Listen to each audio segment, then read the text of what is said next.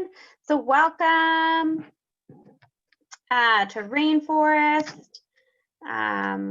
Thank you to everyone for taking time out of their Wednesday to join us today. I know people are just coming in.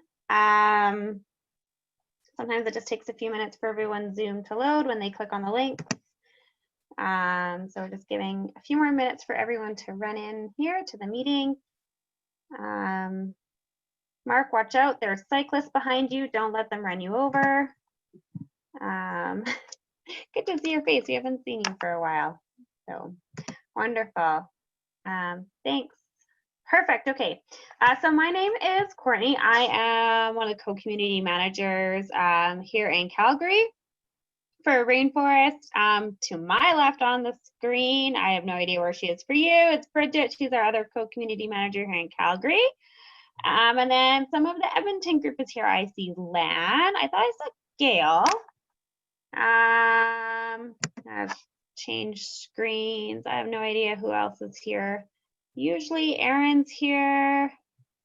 So I'm just trying to, oh, Aaron is here. He's on the second page, but he never turns his video on. Oh, I see Gail. Gail's on my second page. Gail wave. Everyone look for Gail Powley. Anyone else here from the Edmonton Steering Committee that I'm missing? Is Joel here? I don't see Joel today. Anyways. Lan was there too, right? Lan was here. Yeah, I thought I called out Lan right away. So Lan is here as well. So yeah, we're building community in the innovation space across Alberta. And since this new whole don't go to the office thing that we're all trying, you know, business on top, party on the bottom, we are all online. So it was a great chance to bring the Edmonton and Calgary community together. So if you're from the Edmonton region, you can there's a little reactions button if you're on your desktop, and you can be like, I'm from Edmonton, and give yourself a thumbs up. And then if you're from the Calgary area, you can give a little wave. So yeah. So perfect, a little bit of everything. We've got Calgary, we've got Edmonton in the room. Fantastic. Good stuff. If you have no idea, you can just go like old school and do it like that. So we've got some great presenters here today talking about the work that they've been doing around diversity and inclusion. It's been our topic of the month. So we are in week 3 of that. We're going to have a couple other presenters next week join us, just because they couldn't make it today, but we want to, again, ensure that the voices are out there. Aaron wants to know if there's anyone from outside of Calgary or Edmonton. Sometimes we get some Lethbridge crew. Chris, I see Kristen, I see Ainsley. Technically Bridget is. Perfect. Anyone else that I'm missing as I'm scrolling between pages? David, of course. Yes, David, how can we forget you? David, I feel like you're almost like become like Calgarian at heart. You're just like in a different city. So yes. Michael, is there a different topic for next month? Yeah, there is. We're going to be talking about resources and investment. And so that's going to be our topic for next month. So we're just sort of finalizing some of the details for that, and then we can start promoting that out to the community. So we're really going to be focusing across the Startup Commons journey, talking about some common language, you know, what's Series A, what's a seed round, you know, when do you go for grants, when do you go for VC investment. So we're going to try to demystify and kind of set a path for that in October. So great question, Michael. Thank you for asking. So I'm just going to share my screen here. Just give me 2 seconds.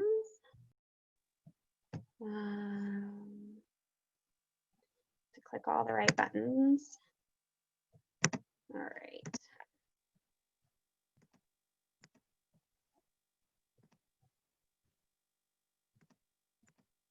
So whether you're an innovator, doer, dreamer, a connector, builder, some combination of those, welcome to Rainforest. Thank you for joining us today. I've put our handles on the right-hand side, specifically a little bit more focused on Twitter. That's where we seem to be most active. But you can also find us on Facebook and LinkedIn, so please do join the conversation there. We are also in the midst of an Instagram takeover with Live Life, Love Tech, which is a Calgary Economic Development Initiative on Instagram. So you can check us out there. We are promoting what's happening in the ecosystem, and so you can check us out over there. So just a quick notes for today. If you have a question or you have a comment, when we get to that, you can use the raise hand function, or you can just type your name in the chat and just say that you've got a comment or a question. Please do stay muted until it's your turn to speak. We have some great presenters today with some really good content. So just in order to maintain flow, we'll call on you, so we'll be watching the chat for that. We're not doing any annotate or poll today, but if we do decide to at the end, it'll totally be anonymous. Oh, I still need to edit this thing. And then any chat and resources will be captured and posted in the lunch notes channel on Slack. So if you're part of our Slack community, you will get access to the lunch notes. So, like all organizations, we have a vision and we have a mission, and that is to be globally focused, or global looking, local focused. So we are building a network and a community here in Alberta, and we believe we've got the right ingredients to make us a global player in the tech and innovation space. And how we do that and how we build community is around those shared values of collaboration, and really about amplifying the speed of trust, or keep refilling that trust bucket so that we're leaning into each other on a continual basis. We talk about having the pillars of an innovation ecosystem, and we give them a percentage out of 100 on where we're thinking about spending our time, and what's the right balance of all of these things put together. So Aaron, remind me, the left is the I don't know, there's a how and a why and a what, and it's totally not coming to me. Type it in the chat, Aaron, so everybody knows, because this does balance out left to right. So culture and leader make up 50% of what we're doing and trying to achieve. And then resources, engaged activities, policy and infrastructure, and role models are the other 50% of what we're doing and what we're tackling. And recognizing we all have strengths in certain areas and we can all build these out together. But it does take effort, and none of them stands alone. There's often lots of overlap in them. And then the rainforest, we have what's called a social contract. So this is found on our website. So is more information about the pillars. And this is how we externalize and how we build trust and how we build culture. And this is how the actions that we do on a day-to-day basis. We take them into the companies that we work for. We take them into the clients that we work with. It's how we have conversations within the community. So it's into these 10 values, and leaning into them. And Aaron always wants to remind you that the rainforest is an analogy. So we are about risk-taking. We are about fostering new ideas and wild, untamed spaces. We are like a rainforest, codependent on each other to grow and thrive. And that is what we're trying to build. So whether you want to be an animal or a plant in this rainforest, it is totally up to you. But know that you cannot go at it alone, and that we are all here to support you. So that being said, thanks everyone for joining us today. Thank you, Aaron, for clarifying. Thank you, Bridget, I see, for doing the Live Tech Love Life on Instagram, if you're connected to that. So we have some fantastic speakers with us today. I am going to pass it over to Bridget, and she's going to run from here, and I will support on the backside. Thanks, Courtney. Can everybody hear me okay? It's not muffled. Sometimes that happens. Okay. I'm going to start first by introducing our fantastic panel today, and then we'll give them each 5 minutes to talk a little bit about what they're doing with D&I within their organization. So we're going alphabetical by company. So first with Auticon Canada, we have Garth Johnson. And so when I introduce you, if you don't mind giving a big wave. Garth co-founded Meticulon in 2013, Canada's first enterprise to deploy the unique abilities of individuals with autism as IT consultants. His career has included roles such as VP of Business and Community Development for iStock Photo, President of Fotalia North America, currently identified as Adobe Stock Photo. And Garth brings his personal life experience with having an individual with autism in his family, together with his professional passion for building sustainable, disruptive businesses to Auticon Canada.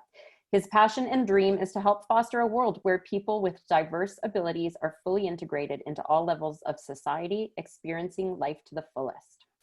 So thanks, Garth. Next we have from Clio, Ainsley Robertson. Clio is a provider of cloud-based legal software, and Ainsley is the manager of developer experience at Clio. This means she's focused on anything to do with building a high-performing engineering organization, a great place to work, and a place where everyone in software engineering can succeed. In 2018, Ainsley helped increase women in engineering at Clio from 13 to 25% in less than 6 months. And today, the engineering team is around 30% women. She has also been a key leader in Clio's diversity and inclusion efforts. And in 2017, she founded Vancouver's Women in Product chapter. Next, on behalf of Getty Images, is Diego here? Wave, Diego, I hadn't seen him before. I will give his intro regardless. Diego Martens is the Senior Analyst of Payments and Risk for Getty Images, and he has been with the organization for over 9 years.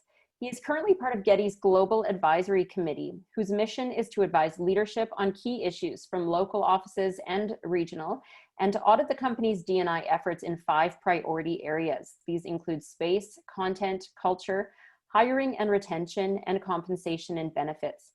He is driven by Getty's creative and inclusive culture and looks forward to contributing to the company's goal of changing the world with images. Next, we have Connie Stacy. I saw she is here. She is the founder and president of Growing Greener Innovations, Inc., which is a clean energy solutions company based in Edmonton. Really cool. The Grengen is a really cool portable energy source. Anyway, check out their website for more details. But Connie holds a BA from the University of Alberta. She's previously worked in IT and computer programming sectors, and she is a successful award-winning entrepreneur who speaks often at international tech and innovation events. She is a 2019 Inventors Pitch winner and one of Conscious Company's 43 world-changing women. And last but certainly not least, we have Kristen Leash, who is here. She is a co-founder and co-CEO of Title Equality, an equity-focused strategy firm at the intersection of social change and D&I. Kristen has 15+ years experience as an educator and organizational strategist. She has worked in Canada, the US, New Zealand, and Europe, and Title Equality works with small and large organizations all over the world. Regardless of the client or context, Kristen wakes up every day working to find ways to equip people with the skills they need to create equitable systems change through their work and decision making. So big thank you to everybody for joining us today. We'll head back to the top of that list to Garth. And I think Courtney will give you hosting capabilities if you need it for a presentation, Garth. And if you want to share a bit about yourself and your organization and your work in D&I and hopefully some success stories. Sure, I will. Good day, everybody. Can everyone hear me? Can I actually have power so I can share a screen? I think you should now. I should. Let me. So, desktop one. It doesn't want to let me. Oh. No, it's asking me to. I'm just going to skip it. It's asking me about recording and control and all kinds of lovely things. Okay, lovely tech. Auticon is a global company. We are in 11 countries now. We employ people with autism in a variety of roles. And what we really do is we try to leverage the unique abilities of people on the spectrum. Often things like precise attention to detail, amazing ability to focus, video eidetic memory skills, really interesting things. And we predominantly work in IT fields like quality assurance, data science, cyber, business metrics, things like that. And we have just over 250 people on the spectrum working for us internationally. We have 64 on our Canadian team. Auticon Canada has offices in Calgary, Toronto, and Montreal. Well, we have buildings that are empty, but we have people working across the country. And what we do is people on the spectrum often struggle to get integrated into the workforce. And so it's not really about their ability. We often say that it's not about providing people help. It's about providing people opportunity and runway to build careers. And that's exactly what our experience is of people on the spectrum. And I'll give you some examples. Most of our people, there's 85% of people on the spectrum who have a university degree, which is in the tens of thousands in Canada, 40-something thousand people, have never worked. And the reason for it predominantly is not about their capabilities in the workforce. It is about the broken onboarding and interviewing processes, the lack of understanding of autism as being a different culture. You know, we say autism is not an operating error, it's a different operating system. And it's really like coming to understand a different cultural paradigm, as you would with any other new Canadian or people from other parts of the world. And so when we first began, we didn't really understand that as clearly as we understood. I discovered this ability, and sorry for another day, back when I was at iStock, when we were Getty actually. And we had a really gifted person who was amazing, had amazing talents, and discovered he was on the spectrum. And so we thought, well, let's try to start a business that can leverage those unique abilities.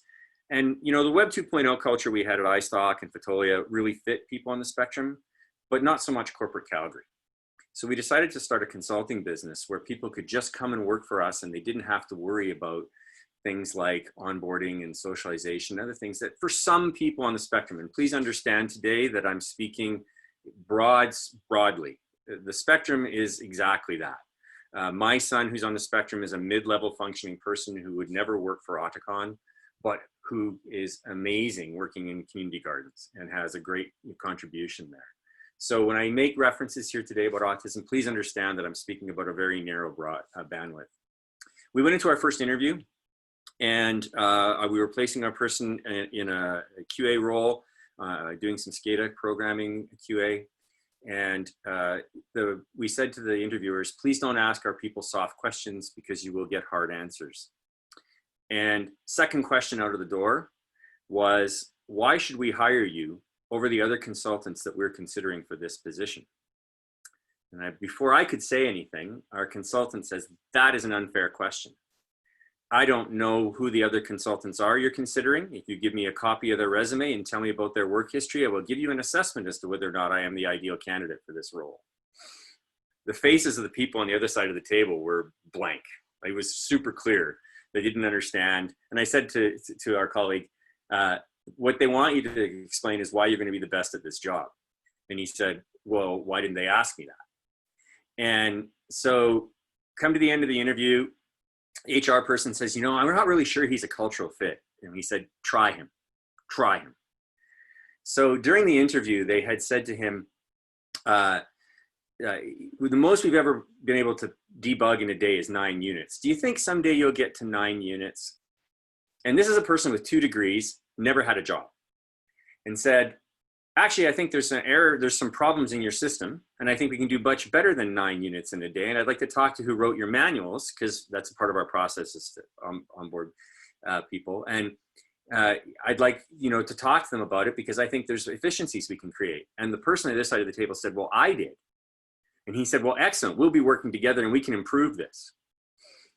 So they took him. End of the first week, they called us and they said, Kate, this guy's incredible. First day, he did company orientation, training, and 15 units. Where have these people been? But the HR person and the line manager admitted to us later they would never have hired him, ever, based on the interview process. So that's what Auticon does, is we really provide a runway, and we're a for-profit business. And, you know, one of the things we have locked down is a non-conversion clause in our agreements, because we do not want people stealing our resources, because they're amazing. They can go across the floor, go somewhere else, do something else for sure. And that's happened repeatedly. But we really want to leverage this ability and become the leaders of diversity. And we've just launched a new program for really large companies, whereby engaging us as consultants will train you how to diversify your workforce in other departments. So that's us. Great. Thanks a lot, Garth. That was great. We'll head right over to Ainsley and then hold questions for the end if you're ready to go, Ainsley.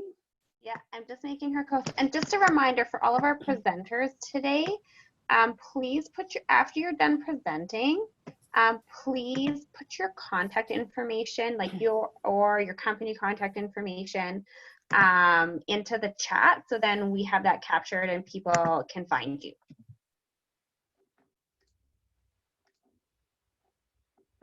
Ainsley, you should be co-host now. Perfect. Perfect. All right, I've got some slides to share. I will try. I have a lot that I wanted to cover today, so I'm going to try to be quick. There's a lot that Clio's done in the diversity and inclusion space, or as we've started calling it, diversity, inclusion, belonging, and equity. So I'm going to try to quickly walk through 4 different categories. So some company-wide initiatives. I work specifically in engineering, so I'd like to speak to some engineering-specific things that we've done to diversify the team, and then also to ensure that a more diverse team will be successful, and then share some results with you as well. On each of these slides, I have a list of a bunch of things that we've done, and I'm going to dive into one. If you have questions about other things on the slides, feel free to ask them later, and we can dive into those as well. So on company-wide initiatives, the one that I wanted to talk about today is our employee-driven DIVE programs. So we've had an employee-driven diversity and inclusion group for a few years. I've been leading it for the past 4 years, but we are growing as a company. In the past 4 years, we've grown from 175 to 500 people. It just wasn't really working to have me as the choke point anymore for our employee programs, our employee-driven programs. So like how we get together and discuss things, the type of topics that we want to advocate for with the executive team, how we interface with the executive and people team as an employee group, that kind of a thing. So we've launched a restructure of our DIVE programs, which I'm really excited about. We've elected 7 individuals from across the company and that represent a lot of different groups to our very first DIVE council, who will work on some of these initiatives as a group, be a partner for the executive team, be a partner for the people team.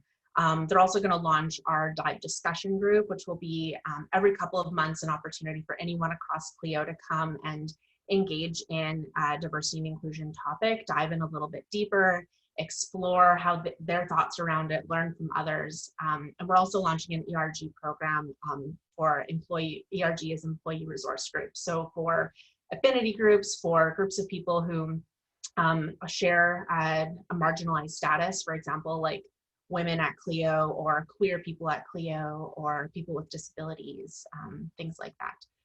I'm really excited about how this new structure is going to help us engage people at many different levels of Clio as well. In engineering, we, in 2018, implemented a quota that helped us move from 13% women to 25% women over a 6-month period. No, a quota doesn't mean that we lowered the bar. If we don't get much of a chance to dive into this in detail today, I wrote a really detailed blog post at labs.clio.com. It's about a 15-minute read, so buckle down, but it really walks you through exactly how we did this. A little bit of information about it today is basically we decided to create a mandate because it's just far too easy to create excuses for why you haven't achieved something. It's easy to say this is important to us and not actually make progress on it. So we decided to draw a line in the sand and say, we're just going to figure out how to do this. And using a quota was a way that we were able to do that. We had about 10% of our applications going into that period were coming from women in engineering. So we just decided to focus on the top of the funnel. How do we get 10% up to more like 35%? Sorry, let me back up. It's next to impossible to go from 10% to 35% at the application stage. But if we could go out and source more women and try to increase representation, especially quality representation at the top of the funnel, we could potentially get more like 35% successful through our interview process, meeting our quality bar out the bottom of the funnel. It's not just enough to diversify the candidate pool. There's lots of studies, this one included from HBR, about how it's not enough to just have like one woman in the candidate pool.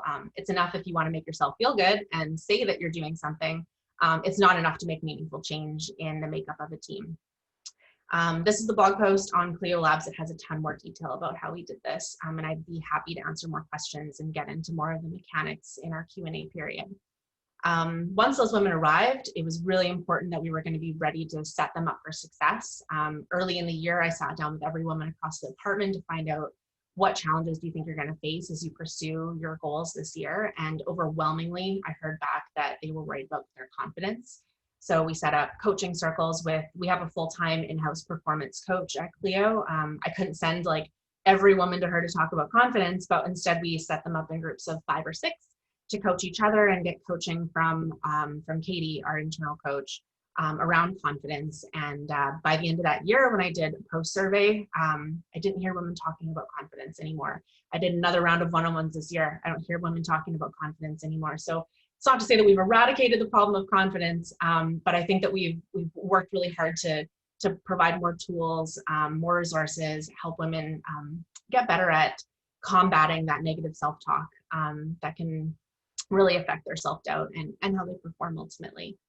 At the end of the day, we've seen increased engagement amongst women. They actually outperform men on our engagement surveys, which indicates this group feels really supported, which I think is really important as we're increasing our representation. We haven't seen any kind of unhealthy attrition, which is a great indicator that we hired qualified women who didn't lower the bar. Not only are they performing, but they're getting promoted, they're getting merit increases. And this has really snowballed, particularly around women in leadership. Going into 2018, we had 1 woman in management and engineering, and now we have 5. That was a ton of information, really, really fast. Happy to answer more questions, and I'll pop my contact information in the chat. Thanks.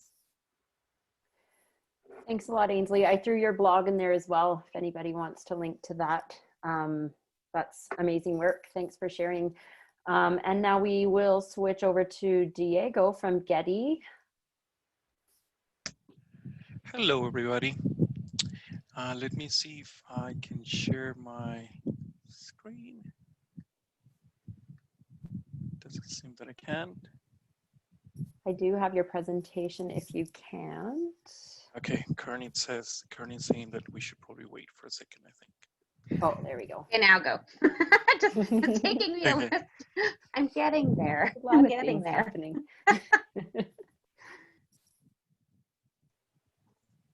Can you see the presentation now? Okay, perfect.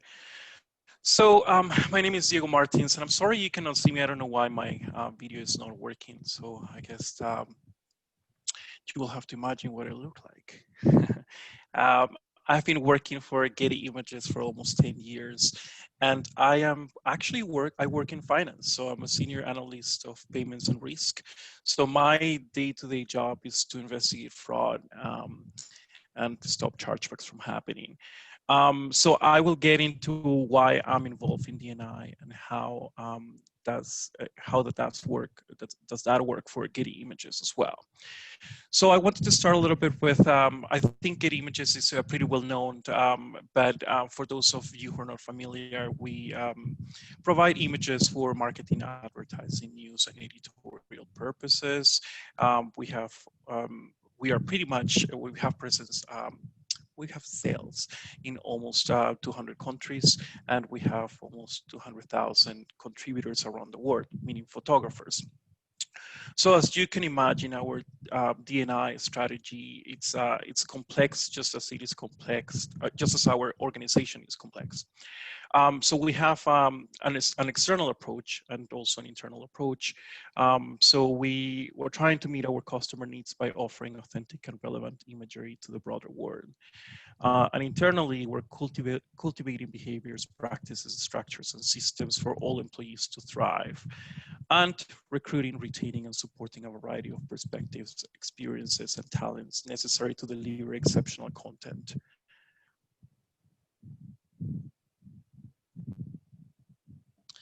Now, how did I get involved in D&I? The company had a very different approach, I would say. And it started in probably 4 years ago with the creation of the GAC, or the Global Advisory Committee.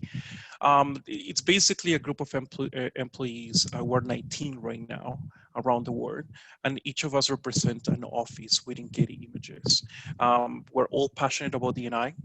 We are chosen to be part of this team for 2 years, and our objective is to advise leadership on key issues from local offices and regions, and to audit the company's D&I efforts in 5 priority areas. We advise on space, content, culture, hiring and retention, and compensation and benefits. And we are no D&I experts, but we are all talking about our own experiences that we come with the representation that we were in charge of an office.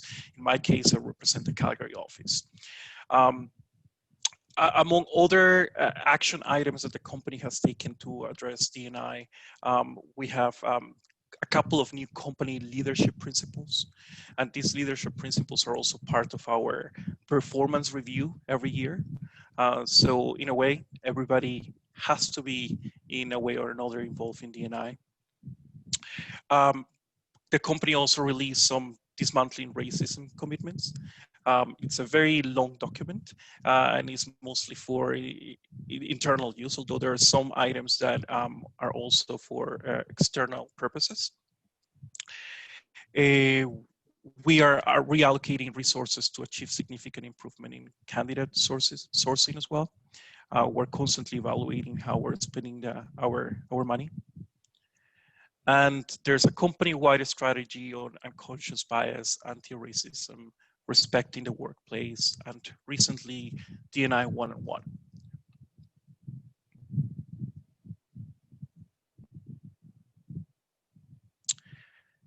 We're working both internally with key partners to create practical guides to help creative editors, art directors, marketers to select visual content, to create unbiased, inclusive visual storytelling.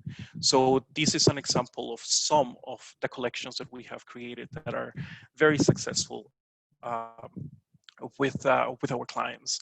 We have Project Show Us, Disrupt Aging, Nosotros collection, the Muslim Girl collection, and the Lean In collection. These are all available online, and you just need to Google out Getty Images and the name of that collection, and you will find those there. I will have to say as well that these collections have been put together with a participation in some cases with some other companies as well. So in top of auditing and advising, members of the CAC are also in charge of helping more local approach in terms of D&I. I have to say that within Calgary, we have, for example, or we're working on creating safe spaces for discussions. We have open discussions every month or every other month, and we have a D&I topic in mind, and then everybody comes to the table and we just discuss openly.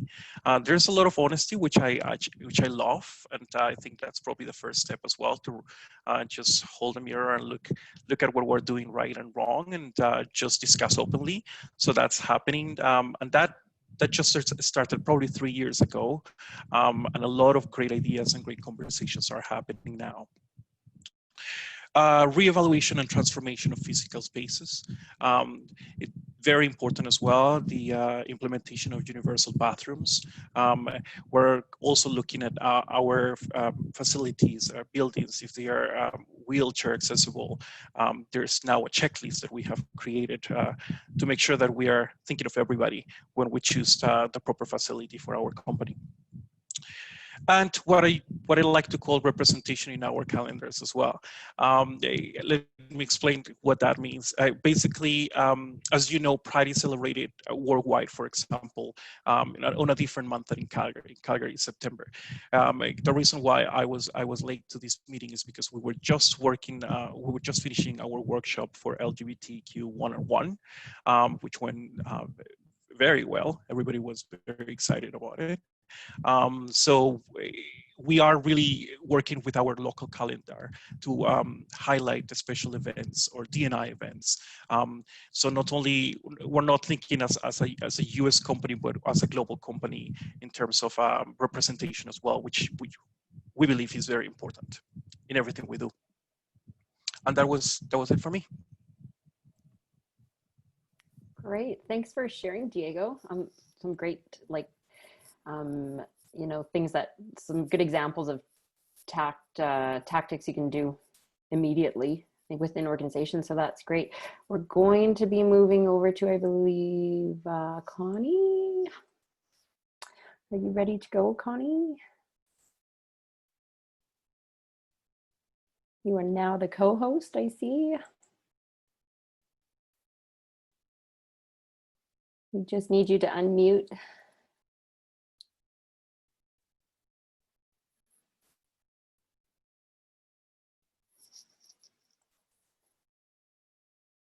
If you're having technical issues, I'm wondering if maybe we can move ahead to Kristen. If you're ready, Kristen, not to put you on the spot. I'm good to go if that'll help Connie figure out the, yes. Okay. Yeah. Thanks, Sure. Kristen. No problem. Thanks for having me, everybody. Just whipping up my slide deck here. Thanks for the intro there at the beginning. So I'm co-CEO of Title Equality. We are a strategy firm at the intersection of social change and diversity and inclusion. And we've developed a program called the Equity Sequence. And with the Equity Sequence, we're working to help people solve the problems of inequality. We have a vision for the world that's pretty audacious, but I think it's one that a lot of people on this call today share with us, and that's a world where equality is the new status quo, where everyone can achieve their full potential. And we are guided by some values that absolutely define how it is that we show up in the world, the products we create and the services we provide. Those are curiosity, courage, candor, empathy, and equality.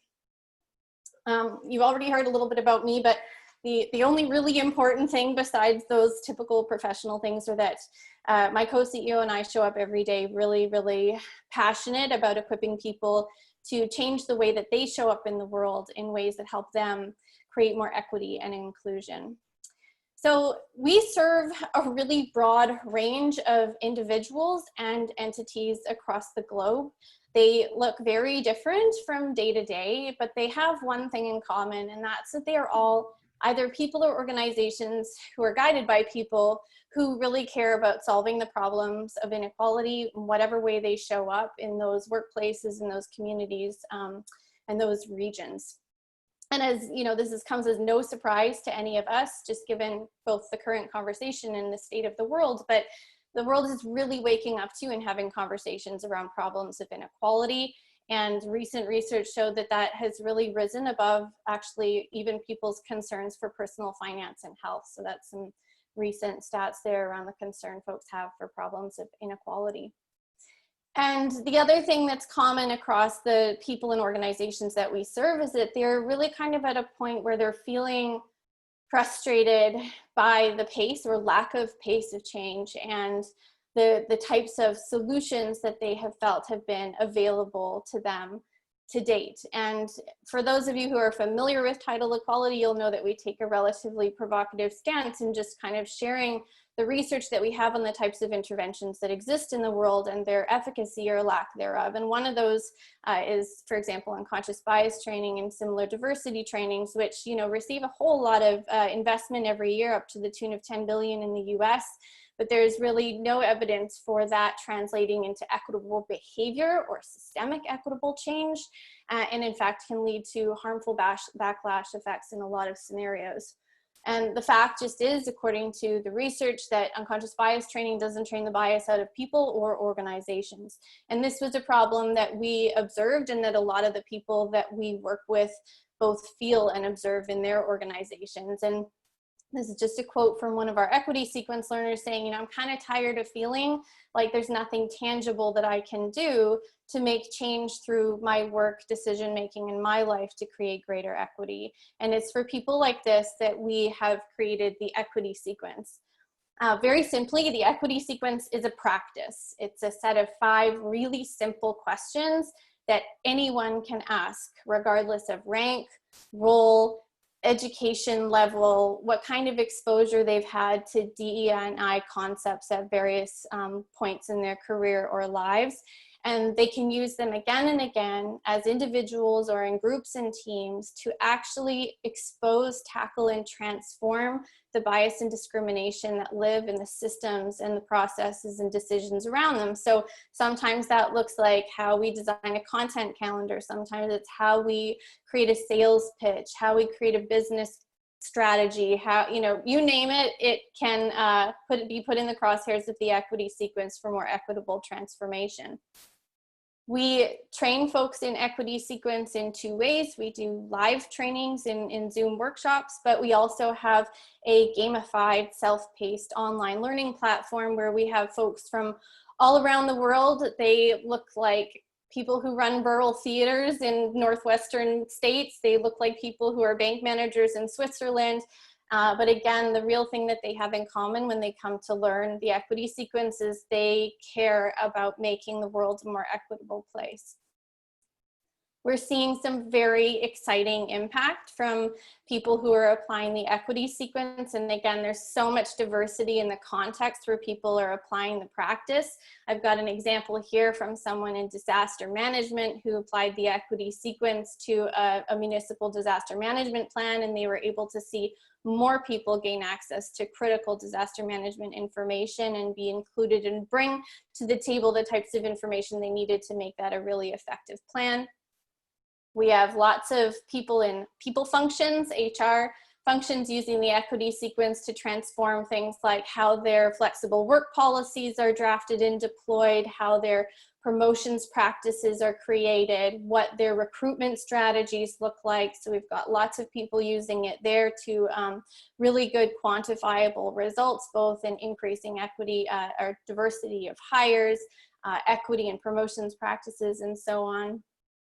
We have folks who run VCs who applied the equity sequence to how they source deals for their enterprises and create venture opportunities to really start breaking down what many entrepreneurs will know are some pretty steep barriers to folks who come from marginalized dimensions of diversity or identities. So it's being used there. And functionally, what's really great for us to see is that our learners walk away from learning the equity sequence feeling really empowered and equipped to have a framework, something that they can bring to their decision making, to their product creation. Some folks bring it to PTA meetings, to be honest, and community settings because it's so applicable. And every time it's applied, we have fantastic stories of how there's transformation to the actual systems that people create and work inside to make them more equitable and more inclusive. We work for enterprise clients as well on a much larger scale. Like I said, we help individuals with the equity sequence, but we've also got increasing numbers of large global and international clients who are bringing this to their staff and to their people to really affect a more holistic organizational wide change for systemic equity. You can reach me there. That's where we're at. It's hello@titleequality.com. I'll drop it in the chat, but that is a brief little intro to the equity sequence. Thanks. Incredible. Thanks, Kristen. Again, we'll save questions until our last speaker, if Connie is ready to go. How are you doing, Connie? We're good this time. Sorry, I had to undock. Apparently, my dock was just causing some problems. So now we're good to go. I'm not going to use any slides today, and probably a good thing given the tech problems I'm having. Interestingly, our business is a little bit different in terms of diversity and inclusion because that is fundamentally the whole purpose of our organization. So for those who are not familiar, we are a manufacturer of battery energy storage systems primarily. But our mission as a company is to end energy poverty. That's a big goal and one that is rooted in diversity and inclusion because those who are most affected by energy poverty are often those that are also affected by a lack of inclusion because of their diversity. So it's very fundamental to our business. I myself am an openly gay woman. So anybody who comes here, it's out on the floor right from day one. And in fact, one of the things that we have found is that our mission and our openness about diversity and inclusion has actually drawn more interest from diverse applicants. So we have a couple new employees coming on that we haven't announced yet, but once they come on, we will in fact have an entire C-suite of women only. Which is quite unheard of in tech. Yeah, I know, right? Is rather unheard of in tech. And honestly, it wasn't that we went to seek out only women, but women in higher positions were very keen to work with us because of our diversity and inclusion. In fact, when we look at the kind of standard, what is the typical non-diverse background in Canada, you know, your straight white male who speaks English as first language, we only have one employee who fits that category. We have employees from pretty much every major religion. We have them from almost every continent in the world, and it's just growing from there. So diversity and inclusion is not just something we do here, it is our lifeblood. And I love the, I have to jump in here, but the rainforest analogy of would we be a bird or a plant? I'm pretty sure we're all birds of paradise here. So anyway, one of the things that is quite unique in terms of what we do here is because of our diverse background, I think it creates a culture in particular where everything begins with a place of respect. Our conversations at lunch hour, which I'm sadly missing right now, is often around our unique perspectives, whether they're cultural from, we have a number of employees from Brazil, we have employees from Israel, and we might discuss the cultural differences there. And everything is approached from that position of respect. What can I learn from you? How is it different from what I do? What are the ways in which I can communicate better with you as a team member? And that leads into a really interesting thing because we spend a lot of time talking about unconscious bias and how it affects us internally, but also with our suppliers, our customers, how people react to us. And I'm going to use a brief example. Just recently, I had someone had been in our office, and then I met this person. So the person who had been in our office was evaluating some damage that had been done to the business. And a few weeks later, I actually met them in a social setting. And despite the fact that, you know, we don't have a lot of offices, it's much more cubicle land and open workspace. And despite the fact that I'm the only person with a private office, when he said, "Oh, I've already met Connie," he said, "She's the office manager at a company I stopped at." And that was the automatic assumption that I wasn't the owner of this company, despite the fact that the physical evidence of the office and the setup would suggest that I was. And this wasn't meant as an offense. I don't think he was in any way trying to be disparaging, but we have an automatic assumption. And that's something that I think when we talk about diversity and inclusion, we don't talk about enough. You know, and it's the little subtle things that can make a very true difference in how we do our business. And it's something that within our organization, we are so focused on. And that comes down beginning with our product design. So when we build new products, we actually try and do what I would call a stakeholder walkthrough. So we don't actually ever start with just the tech. We start with the problem and we say, if I am the user of this product and it's in Central Africa, what is my experience? And then we say, well, if I'm the distributor of this product and I have offices in South Africa, what is my experience? If I'm the service provider of this product, what is my experience? And we try and take everything when we design our products from the perspective of each unique and diverse perspective. So when I say it really is fundamental to our business, I do truly mean that. We never start with, gee, how can we make high distribution lines more effective? We start with what is the user's problem, and those problems are unique no matter where you go. And so that's something that I have found to be really compelling in our business, and it has drawn a lot of people to us. So it's been a very wonderful experience for us, and it's been a very challenging one. Even now, people are still shocked when we say, 5 years ago, when we were starting out, and I would talk to people, they looked at me like, you must be crazy. Women don't do this. They didn't say it, but it was very clear in their assumptions about background. I had a lot of people who said things like, well, we need someone tech. Well, my second degree was in IT, and I worked in IT for 20 years, but they didn't consider me a tech person.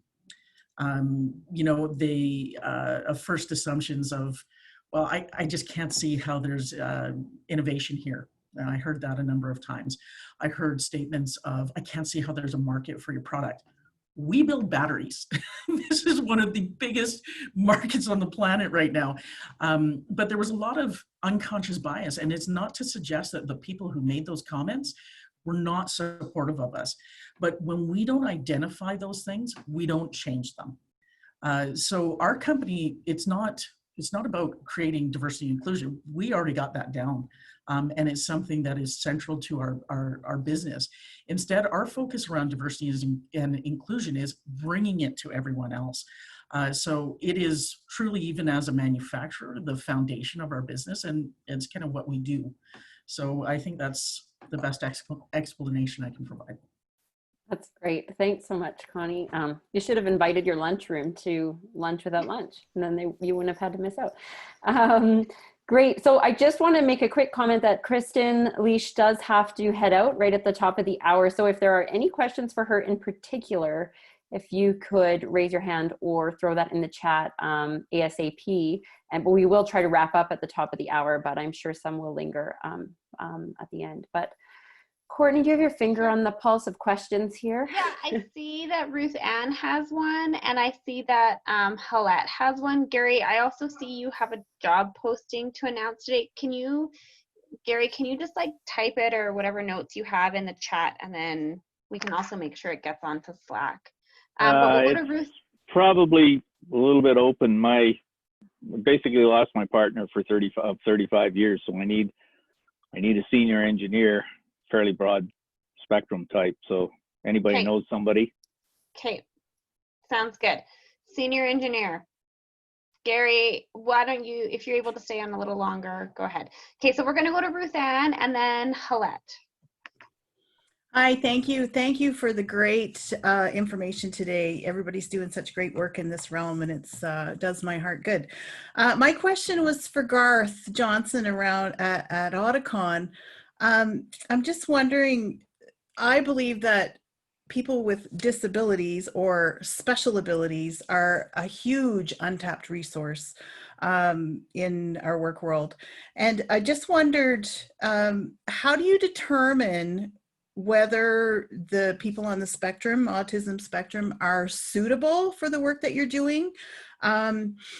Where they fit on that spectrum? I have a grandson who is on the spectrum, and he doesn't have post-secondary. He's graduated high school 2 years ago now.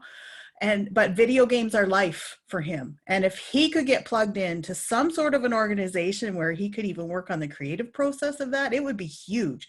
So my question is two-part. How do you determine where they are on the spectrum and whether or not you can work with them and place them? And is having a post-secondary degree a prerequisite? The simple answer is having a degree is not a prerequisite at all. Many of our exceptional engineers have nothing other than high school, or they've partially completed college or training. We have a very unique process that is proprietary to us that we invite people to go through. It's a mutual exploration of fit, and it measures cognitive abilities and strengths, not necessarily technical skills. We train and equip around technical skills if we can identify people who have unique cognitive abilities that we know will make them exceptionally good at what we do. And then for people that aren't a fit, we have a network of partner agencies that we try to refer people onto to help in the markets where we're in. And we're also developing an upstream tool for youth 15 to 18 through Meticulon, which still exists, our previous company, to assess employment readiness for young people on the spectrum. So okay. Yeah, that's the deal. I'd love to reach out.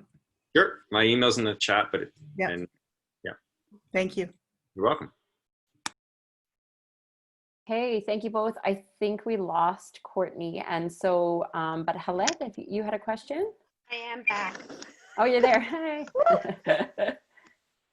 I do have a question.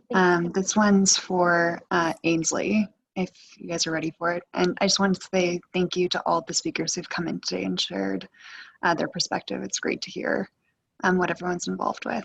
So my question for Ainsley is, you mentioned that you guys conduct fairly regular reviews on your salary programs to determine whether or not there are any biases. What are some of the tools and processes that you guys use, and what sort of actions do you take to combat like for like or like for like comparison downfalls? Yeah. Oh, this is tough. Like definitely don't feel like we do it perfectly, but we do our best. I think one of the first steps is our talent planning meeting, where we have all of our managers and directors and engineering in the room, and we work through a 9-grid in terms of looking at different types of performance, trajectory, growth of folks within specific levels, and kind of plot them and have conversations about like where they're at and does it make sense relative to other folks within their level. I think that one is foundational, like understanding of what our expectations are, have those expectations been made clear, how are folks performing. And then at the end of each cycle, when we go through merit increases and promotions, our VP of engineering and our VP of people sit down together. So our VP of people is more of an objective third party who doesn't work with any of these people and can ask some more objective questions. And they'll again look at each level and where each person sits in the band and talk about, again, performance, and does it make sense that person A is here and person B is here. I'll say that we haven't had to take any action since, let's see, probably 3 years ago. We did kind of like a mass when looking at the entire org and kind of, I think, bumping people up to where they should have been. And since then, we've been like pretty mindful of our compensation reviews. So I don't think we've had to take any action, but we do 3 times a year, just like make sure that that we don't see any outliers. Honestly, we've been investing so much in women. I think that we're starting to see them like almost like outperforming men when it comes to where they are in some of their bands. And we've been celebrating those wins as well when we see that that we can look at the data and see that there isn't inherent bias in some of those levels. I don't know if that perfectly answers your question. I'm sure that we aren't doing this perfectly. I don't know what the right answer is. I would love to hear from other speakers if they have other tools and processes that work well for evaluating for pay equity. It's hard.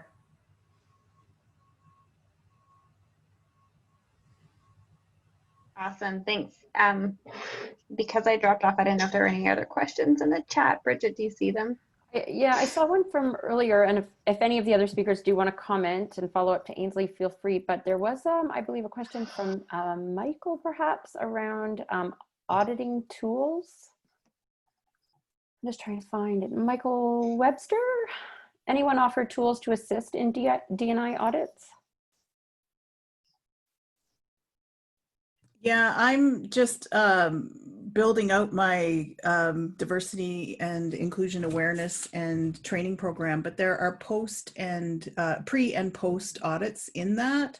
Yeah, I actually provided my contact to Rick, or to the questioner, so hopefully we can connect. One thing on that I think that I'd add is we don't do the audits, but we are members of the Women Business Enterprise Canada and CGLCC, the Canadian Gay and Lesbian Chamber of Commerce. A number of these groups do have those kind of tools and can point you to where to find them, even free ones to get you started, etc. And they're terrific organizations. If anybody wants contact, just let me know. There are existing organizations for I think CAMSI, oh gosh, I can't remember them all, but whether it's Indigenous, veterans, people of color, etc. And a lot of these organizations have some pretty terrific tools. Thanks. And I'll do some digging over the next week or two, and we put up our month summary and post some additional resources at the end of the month. Can point everyone towards some of those as well. Thanks. Great question, Michael. Absolutely, right? Where can we all get help? So I just want to say we are kind of at the top of the hour or just about. So we'll leave, as always, we'll leave the room open for a few minutes in case there's any other conversations that do need to happen.